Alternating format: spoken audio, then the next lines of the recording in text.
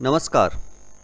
अब देखेंगे हम कि HKRN में जिन्होंने अप्लाई कर रखा है वो अपना स्कोर टेंटेटिव स्कोर किस प्रकार से चेक कर सकते हैं और कैसे पता कर सकते हैं कि उनकी जॉब लगेगी या नहीं लगेगी। इससे हमें थोड़ा सा कुछ आइडिया आ जाएगा। तो किस प्रकार से हम स्कोर चेक कर सकते हैं जानेंगे, देखेंगे। तो चलते हैं हम किसी भी एक ब्राउज़र पर। तो जैसा कि हम गूगल पर आ गए हैं और यहाँ आकर के हमें लिखना होगा HKRN, और HKRN जो लिखा है और HKRN पर ही हमें सर्च करना होगा। तो कुछ इस प्रकार से इंटरफेस आपके सामने आ जाएगा। यहाँ सबसे ऊपर जो दिखाई दे रहा है हरियाणा कौशल रोजगार निगम, और जो नीचे दिखाई दे रहा है यहाँ पे टेंटेटिव स्कोर कैलकुलेट। तो इस साइट के ऊपर आपको जाना है, टेंटेटिव स्कोर कैलकुलेट के ऊपर। तो आपके सामने इस प्रकार से इंटरफेस आ जाएगा। ये क्या मांग रहा है, आपकी फैमिली आईडी मांग रहा है। तो यहाँ आप फैमिली आईडी को एंटर कर देंगे और ये भी साथ में बता रहा है कि ये जो स्कोर है केवल टेंटेटिव है। इसमें आपको ये नहीं है कि स्कोर आपने चेक किया और इतने परसेंट आपका स्कोर बना है, इतने मार्क्स आपके आए तो आपको नौकरी लगेगी। ये जो आपको हम एक बार चेक कर रहे हैं और फिर हम बताते हैं कि किस प्रकार से प्रोसेस चलता है। तो यहाँ आप अपनी फैमिली आईडी को एंटर कर देंगे। फैमिली आईडी एंटर हो गई है। अब गेट फैमिली डिटेल के ऊपर हम क्या करेंगे, क्लिक करेंगे। तो कुछ ऐसा इंटरफेस आएगा। यहाँ से अब आप क्या करेंगे, मेंबर को सिलेक्ट करेंगे जिसका भी आप स्कोर चेक करना चाहते हैं। इसके ऊपर क्लिक करेंगे तो फैमिली आईडी में जितने भी मेंबर हैं जो अप्लाई कर सकते हैं, जिनकी एज है, वो सभी आ जाएंगे। जिसका आपने स्कोर चेक करना है उसको आप सिलेक्ट कर लेंगे और गेट फैमिली डिटेल के ऊपर क्या करेंगे, क्लिक करेंगे। तो कुछ इस प्रकार से आपका जो है ये फेस आ जाएगा, इंटरफेस आ जाएगा। यहाँ आपकी फैमिली आईडी दिखाएगा। यहाँ आप दोबारा मेंबर को सिलेक्ट करेंगे। दोबारा जो है मेंबर सेलेक्ट करने का इसमें ऑप्शन है। यहाँ आपकी फैमिली इनकम दिखा देगा, यहाँ आपकी एज दिखा देगा, जैसे कि फैमिली आईडी के अकॉर्डिंग जो भी आपकी एज है।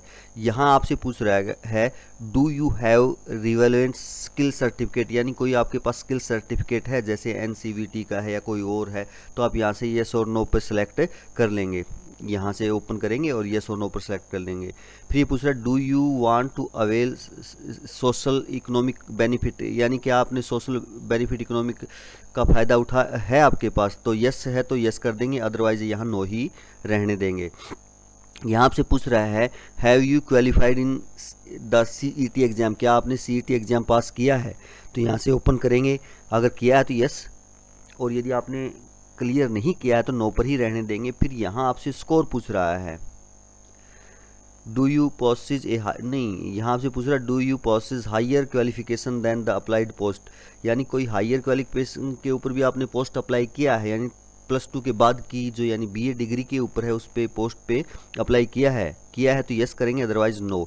यहाँ आपका इस पे यस करने के बाद आपका स्कोर पूछेगा, ये आप स्कोर डाल देंगे। सेलेक्ट एक्सपीरियंस, यदि आपने कोई एक्सपीरियंस है तो आप डाल देंगे, अदरवाइज या नो पर ही रहने देंगे। और नीचे स्क्रॉल यदि हम इसको करते हैं तो ये यहाँ कैलकुलेट स्कोर आ जाएगा। तो आप स्कोर इसके ऊपर क्या करेंगे, क्लिक करेंगे और आपका जो स्कोर है वो जान लेंगे। तो कुछ इस प्रकार से आपका स्कोर खुल के आएगा।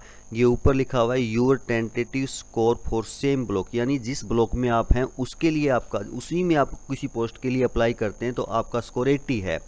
और यदि आप अदर ब्लॉक में किसी जॉब के लिए अप्लाई करते हैं तो आपका स्कोर 75 है। तो इस प्रकार का आपका स्कोर बना है, क्योंकि इनके पास NCVT का भी था जो है, इन्होंने CET का भी क्लियर किया है। तो इस प्रकार से इनका बड़ा, और फैमिली इनकम के जो इनकी कम है तो इनको यहाँ पूरे के पूरे मार्क्स मिले हुए हैं 40। और यहाँ स्कोर जो है किसका, एज स्कोर भी इनको पूरा का पूरा मिला हुआ है। और बाकी NCVT के मिले हुए हैं, 5 मार्क्स इसके मिलते हैं। और आपका CET स्कोर के 10 मिलते हैं। CET एग्जाम यदि आपका क्लियर है तो उसके 10 मिलते हैं, तो कुल मिलाकर के 80 स्कोर हो गया। अब ये 80 और 75 भी आपका पोस्ट के ऊपर निर्भर करता है कि आपका सिलेक्शन होगा या नहीं होगा। कि कुछ पोस्ट ऐसी होती हैं जिन पे बहुत ज़्यादा भीड़ होती है, यानी हर एक व्यक्ति जो है उसके लिए अप्लाई कर देता है, तो उसकी जो क्या बोलते हैं मेरिट ज़्यादा जाएगी।